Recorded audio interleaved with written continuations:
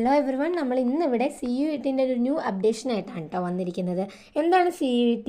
Central university entrance test ആണ് കേട്ടോ. അപ്പോൾ നമ്മുടെ ഇതിന് അപ്ലൈ ചെയ്യാനുള്ള ലാസ്റ്റ് ഡേറ്റ് എന്ന് പറയുന്നത് മാർച്ച് 22 ആണ്. അപ്പോൾ മാക്സിമം എല്ലാവരും ഇന്ന് തന്നെ അപ്ലൈ ചെയ്യാം കേട്ടോ. കാരണം നാളത്തെ കറക്റ്റ് ടൈം നമുക്ക് പ്രിഡിക്ഷൻ ചെയ്യാൻ പറ്റില്ല. അതുകൊണ്ടാണ് ഇപ്രാവശ്യം നമ്മുടെ നോട്ടിഫിക്കേഷൻ പ്രകാരം 46 സെൻട്രൽ യൂണിവേഴ്സിറ്റിക്കാണ് സ്റ്റുഡൻസിന് ആവശ്യമുള്ളത്. ഇപ്പോൾ ഈ 46 സെൻട്രൽ യൂണിവേഴ്സിറ്റിക്കുള്ള അഡ്മിഷൻസ് ആണ് കേട്ടോ ഇതിൽ പ്രൊവൈഡ് ചെയ്യുന്നത്.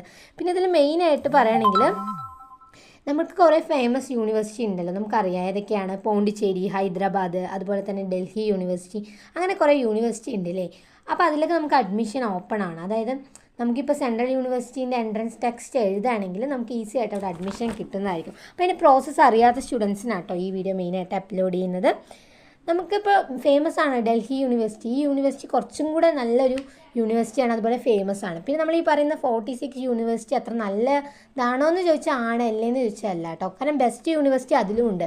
ഈ 46ൽ ചിലത് ബെസ്റ്റാണ്, ചിലത് അത്രയ്ക്ക് ഇതുണ്ടാവില്ല കേട്ടോ. അപ്പോൾ മെയിനായിട്ട് നമുക്ക് ഫീസ് ഉണ്ടോ, അങ്ങനെ കുറച്ച് പേർക്ക് ഡൗട്ട് ഉണ്ട്. ഈ സെൻട്രൽ യൂണിവേഴ്സിറ്റി പഠിക്കുമ്പോൾ ഫീസ് ഉണ്ടോ, അതോ എല്ലാം ഫ്രീ ആണോ എന്നൊക്കെ.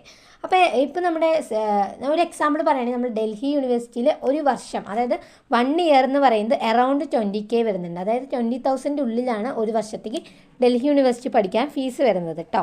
അതുപോലെ കമ്പാരിറ്റീവ്ലി ഡൽഹി യൂണിവേഴ്സിറ്റിയിലാണ് കുറച്ചായിട്ട് എക്സ്പെൻസ് കൂടുതൽ, ബാക്കിയുള്ളവരൊക്കെ ഭയങ്കര കുറവായിരിക്കും.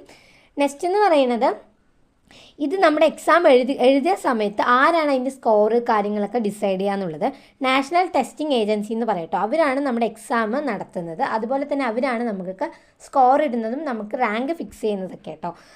ഇത് പിന്നെ എന്താ നമ്മൾ മെയിനായിട്ട് ശ്രദ്ധിക്കാനുള്ളതെന്ന് വെച്ചാൽ അപ്ലൈ ചെയ്യാനുള്ളൊരു സൈറ്റ് ഉണ്ട്, റാങ്ക് ലിസ്റ്റൊക്കെ പ്രൊവൈഡ് ചെയ്യും. അതായത് നമ്മൾ ഫസ്റ്റ് ഇവരുടെ എക്സാം അറ്റൻഡ് ചെയ്യുന്നു, അതിനുശേഷം അവരൊരു സ്കോറ് ഫിക്സ് ചെയ്യും. അങ്ങനെ ഫിക്സ് ചെയ്യുന്ന സമയത്ത് നമ്മുടെ റാങ്ക് ലിസ്റ്റ് പ്രകാരം നമുക്ക് ഏതാണ് യൂണിവേഴ്സിറ്റി ഇഷ്ടം ആ യൂണിവേഴ്സിറ്റീൻ്റെ സൈറ്റിൽ കയറിയിട്ടാണ് നമ്മൾ അലോട്ട്മെൻറ്റ് കൊടുക്കേണ്ടത് കേട്ടോ. അങ്ങനെ കൊടുക്കുക. അപ്പോൾ നമ്മുടെ സ്കോറിനനുസരിച്ചാണ് അവർ വിളിക്കുക. നമുക്കറിയാമല്ലോ, നോർമലി നമ്മൾ ഡിഗ്രിക്ക് അഡ്മിഷൻ കൊടുക്കുന്ന പോലെ തന്നെയാണ് നമ്മൾ കൊടുക്കുന്നു. ആ സമയത്ത് നമ്മുടെ റാങ്കിനനുസരിച്ച് അവർ വിളിക്കും കേട്ടോ. അങ്ങനെയാണ് ഇതിൽ എടുക്കുക. പിന്നെ ഞാൻ അന്ന് പറഞ്ഞിരുന്നു ടോട്ടൽ 5 സബ്ജക്ട്സ് ആണ് ഒരു കുട്ടിക്ക് മാക്സിമം എഴുതാൻ പറ്റാനുള്ളത് കേട്ടോ. ഈ 5 സബ്ജക്റ്റ് എഴുതണമെന്ന് ചോദിച്ചാൽ വേണ്ട, നമുക്ക് ഓപ്ഷണലാണ്.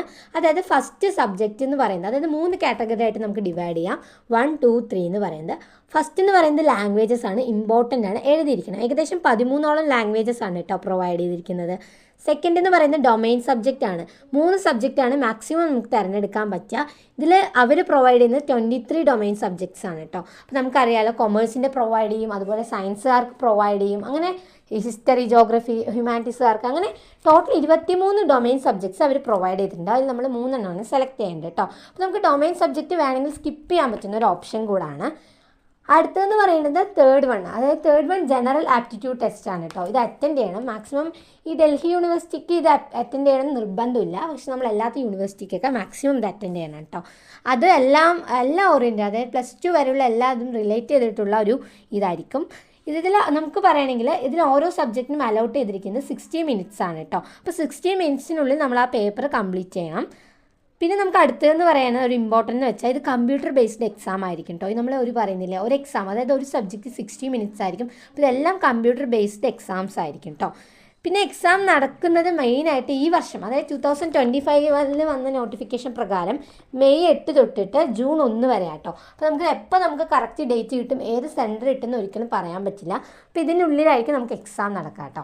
അതായത് ഇത് വളരെ നല്ലൊരു എക്സാമാണ്, നല്ലൊരു ഗോൾഡൻ ഓപ്പർച്യൂണിറ്റിയാണ് എല്ലാവർക്കും. കാരണം എന്താണെന്ന് വെച്ചാൽ നോർമൽ ഡിഗ്രി പോലെയല്ല, സെൻട്രൽ യൂണിവേഴ്സിറ്റിയിൽ നമ്മൾ ഡിഗ്രി ചെയ്യുകയാണെങ്കിൽ കുറച്ചും കൂടി നല്ല ഓപ്പർച്യൂണിറ്റീസ് കിട്ടും. അതുപോലെ തന്നെ ജോബിലൊക്കെ പോകുമ്പോൾ, ഇൻ്റർവ്യൂസ് അറ്റൻഡ് ചെയ്യുമ്പോൾ നമുക്ക് കുറച്ചും കൂടി നല്ല വാല്യൂ ഉണ്ടാകും കേട്ടോ. നമ്മുടെ നോർമൽ ഡിഗ്രി അല്ല, അതുപോലെ തന്നെ നല്ല ഫെസിലിറ്റി കാര്യങ്ങളോടുകൂടി തന്നെ നമുക്ക് സെൻട്രൽ യൂണിവേഴ്സിറ്റിയിൽ പഠിക്കാൻ കഴിയും. അതുപോലെ നല്ല ഫീസോ കാര്യങ്ങളൊന്നുമില്ല. നമ്മളിപ്പോൾ നോർമൽ ഡിഗ്രി ചെയ്യുമ്പോഴും ഈ ഗവൺമെൻറ് കോളേജസിൽ കിട്ടിയാലും ചെറിയൊരു ഫീസ് നമ്മൾ അടയ്ക്കണം കേട്ടോ. അതുപോലെ തന്നെയാണ് മറ്റെല്ലാ യൂണിവേഴ്സിറ്റിയും. പിന്നെ ഡൽഹി യൂണിവേഴ്സിറ്റി മാത്രമാണ് 1 ഇയറിൽ അറൗണ്ട് 20K എന്ന് വരുന്നത് കേട്ടോ.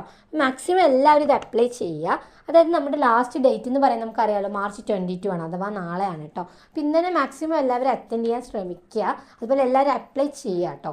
ഈ എക്സാമിൽ അറ്റൻഡ് ചെയ്യുക. അതുപോലെ തന്നെ എല്ലാവരും നാളേക്ക് തന്നെ രജിസ്റ്റർ ചെയ്യാൻ നോക്കുക. മാക്സിമം ഇന്ന് തന്നെ ചെയ്യുകയാണെങ്കിൽ കുറച്ചും കൂടെ യൂസ് ആയിരിക്കും. ഇനി നിങ്ങൾക്ക് എന്തെങ്കിലും ഡൗട്ട് ഉണ്ടെങ്കിൽ ജസ്റ്റ് കമൻറ്റ് സെക്ഷനിൽ അറിയിച്ചാൽ മതി. നമ്മൾ അതുമായിട്ട് ബന്ധപ്പെട്ട വീഡിയോ അപ്ലോഡ് ചെയ്യുന്നതായിരിക്കും കേട്ടോ.